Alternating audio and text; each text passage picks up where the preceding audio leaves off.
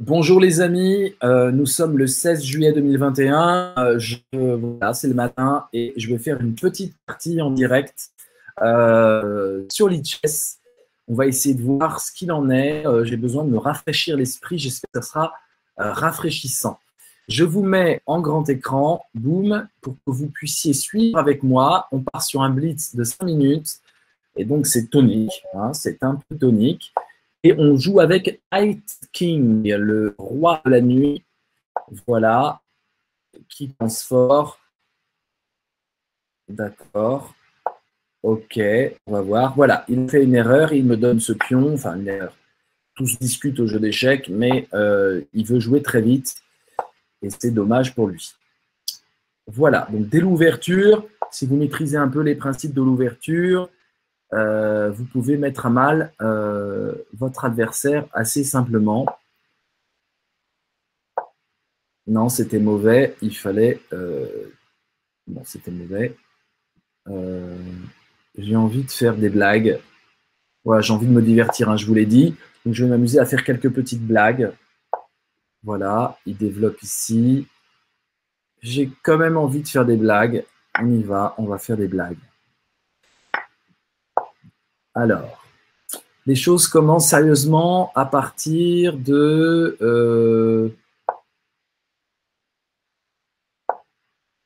Oh, il veut me faire un mat de débutant. Là, il me sous-estime, c'est un peu vexant. Là, c'est un peu vexant. Je vous le dis, c'est un tout petit peu vexant. Sa façon de faire est cavalière. D'ailleurs, il vient de bouger son cavalier.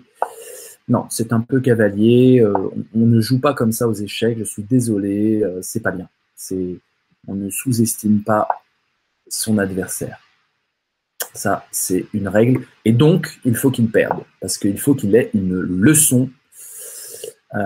Et donc, on va s'arranger pour qu'il perde. Alors, on va faire ce que Nimzowitsch appelle le louvoiement, c'est-à-dire, c'est débile là, ce qu'il a fait. Bon, il s'imagine qu'il va pouvoir. Là, il me sous-estime vraiment, hein. Mais bon, après, j'ai une cote Elo sur Lichess qui n'est pas la bonne, évidemment, puisque je fais beaucoup d'expériences. Voilà. Et donc, c'est pas la bonne cote.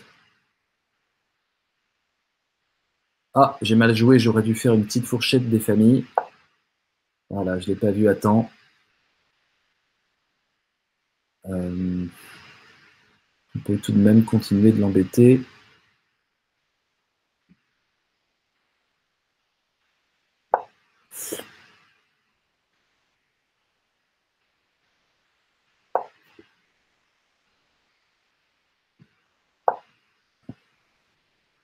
Qu'est-ce que je disais? Le louvoiement, oui. Le louvoiement de Nimzowitsch, c'est attaquer d'un côté, de l'autre, d'un côté, de l'autre.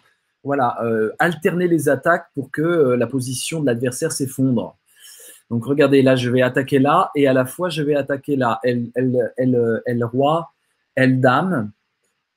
Et ça marche en général bien avec ce genre de joueur un peu téméraire qui donne un fou comme ça parce qu'il s'imagine, il a des chunks qui délirent dans sa tête. Vous savez, c'est ces souvenirs de position. Et ça marche assez bien. Bim, bim. Donc là, on est là. Il faut continuer d'attaquer. Voilà, boum.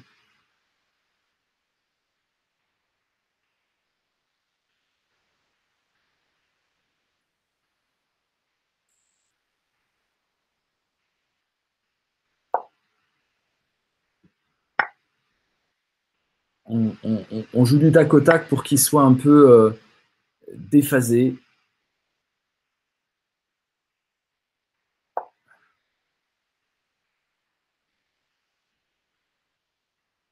Bon, la menace sur ce pion-là vient de disparaître puisqu'il a mis un pion. Je me retrouve avec un truc très intéressant, la dame qui frappe sur son roi. Si je mets mon fou là, un mat s'esquisse à l'horizon. Voilà, il le voit évidemment. Est-ce qu'il va pouvoir... voilà. Donc vous voyez, on attaque sur les deux côtés. Hein. J'ai semé un peu le trouble ici. Enfin, c'est lui qui m'a provoqué d'ailleurs, donc j'ai répondu. La situation est, voilà, il s'imagine, ah voilà, il a vu la menace. Voilà, on attaque sa tour, mais on menace toujours. Voilà, sa tour nous menace là. Hop.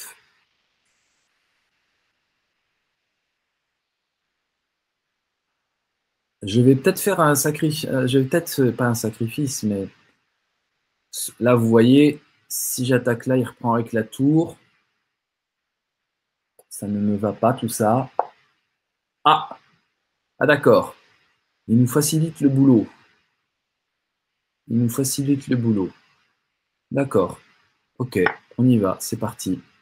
Il n'y a pas de problème. Il s'imagine mettre sa tour ici pour me prendre la dame, un truc comme ça. J'imagine que c'est un truc comme ça. Et là, il nous donne sa dame. Voilà, boum. La pression est trop forte. Tu as perdu la partie. Votre adversaire demande l'annulation du coup. Hors de question, parce que moi, je joue psychologique. Donc moi, je la joue comme ça. C'est sans pitié. Par contre, si tu veux faire une revanche, tu abandonnes et on fait une revanche avec plaisir, Night King. Ah oui, mais c'est le matin, là. Le roi de la nuit, le matin, il a une gueule de bois, hein. Voilà. Allez, abandonne. Abandonne. Tu as perdu et je te laisserai pas gagner. Non, je te laisserai pas gagner là. Là, si tu... Ah, il ne veut pas. Il s'entête. Le coquinou. C'est un coquinou de chez Coquinou. Allez, on va le terminer. Terminons le joueur. Eh oui, eh oui, eh oui. Tu viens de te rendre compte que... Tu viens de te rendre compte que bah, tu as perdu, en fait. C'est ça. Tu te souviens. Tu vois, je veux dire. Alors, qu'est-ce qu'il nous fait c'est pas tellement grave. On y va. Boum. Il faut être efficace, là. Rapide. Bam, bam, bam. 3 coups de ciseaux. Voilà. De toute façon, sa situation est désespérée. Je pense qu'il le sait. Regardez là. Vous la voyez, celle-là. Bim. Mat. Voilà Night King. Petite revanche. J'attends. Non, il est vexé. Il vient de partir. Bon, petit débrief de la partie. On va voir ce que voilà, on va voir ce que Stockfish va nous dire. Alors, on fait une analyse comme ça. Comment c'est déjà? Voilà, on demande une analyse automatique de la partie. C'est très important. Si vous voulez progresser, voilà, il compte vos erreurs, vos gaffes. Regardez, il est en train de cogiter là. Stockfish 14. Voilà. Est-ce que vous voyez? Je vérifie ce que vous voyez. Oui, vous voyez. Vous voyez en bas, il est en train de cogiter. Alors, il cogite bien. On voit déjà qu'il a... Ah, j'ai fait une erreur. J'ai fait 3 imprécisions et une erreur, selon Stockfish. Hein. Après, bon, voilà. Et lui, il a fait 2 gaffes. C'est intéressant. Alors, c'est noté ici, dans la partie. Il a mis les points d'interrogation, oui. Alors, fais voir. Alors, apprendre de vos erreurs. Regardez, bam. Il montre nos coups. C'est vachement bien, un lichess pour ça. Oui, mais je vous l'ai dit, hein. Oui, oui, je suis d'accord. C'est bizarre comme coup. Il le note, il le note comment d'ailleurs? Il le note point d'interrogation, hein, ce cavalier en G5.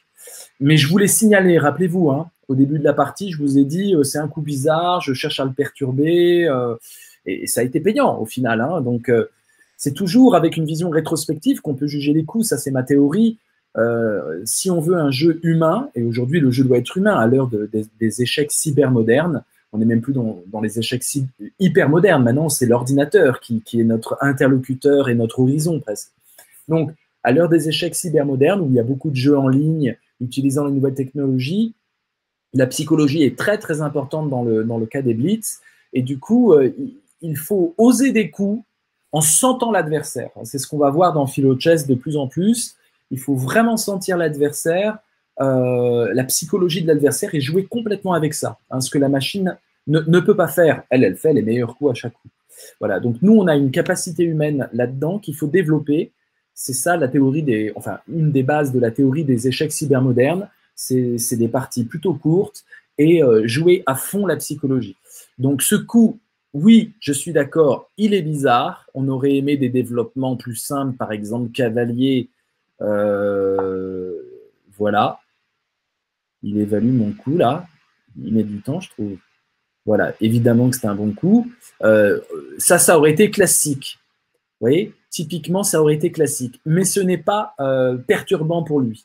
Ce coup-là, parce qu'il n'avait pas encore développé ce pion-là, ce coup-là était amusant, ça montrait qu'on était malicieux, ça donne beaucoup d'infos, ça montre qu'on n'a pas peur, ça lui précise quelque part un message très intéressant. Mon gars, tu es en retard dans ton développement, mine de rien, surtout qu'il empêche son cavalier de se développer naturellement en C3. Voilà, donc ce pion-là qui a eu du retard à ce pion-là, c'est bizarre. Et donc ça donne plein d'informations, c'est malicieux, c'est provoquant, c'est voilà, c'était ça. Donc je justifie mon coup. Le coup suivant, fin de l'examen des noirs. Donc bon, j'ai plutôt fait une partie sans énorme bourde apparemment pour Stockfish.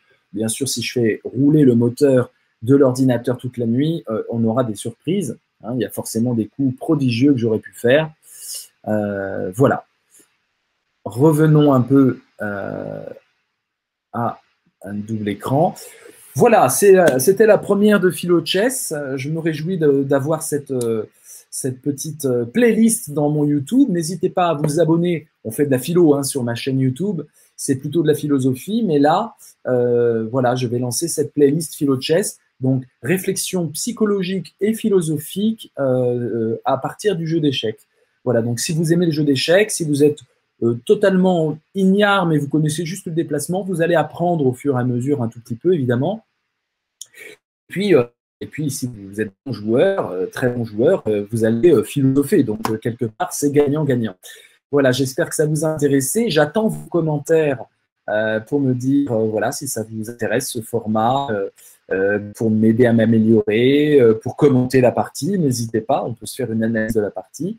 Et je vous dis à bientôt. Vous vous abonnez, vous appuyez sur la cloche pour recevoir les notifications. Et puis, à très bientôt.